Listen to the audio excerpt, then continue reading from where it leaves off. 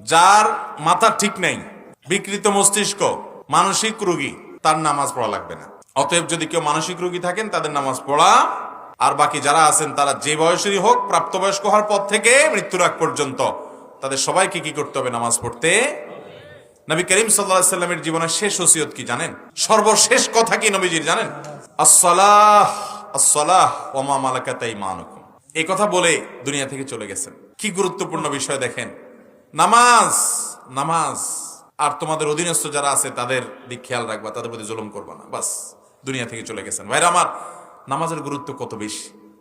নবী সাল্লাল্লাহু আলাইহি সাল্লামের জীবনের শেষ মুহূর্তে বারবার সেন্সলেস হয়ে যাচ্ছেন, অসুস্থ, মৃত্যুর আগ মুহূর্তে পানি দেওয়া হচ্ছে, একটু সেন্স আসতেছে, বলতেছেন নামাজ হয়েছে কিনা, জামাত হয়েছে কিনা। বারবার নিজে পায়ে হেঁটে তার ঘর থেকে মসজিদ কয়েক কদম দূরত্ব মাত্র, যেতে পারছিলেন না। দুই সাহাবীর কাঁধে ভর করে পাওকে মাটির সাথে টানতে টানতে গিয়ে নামাজে জামাতে শামিল হয়েছেন। তারপরেও জামাত ছাড়েন না।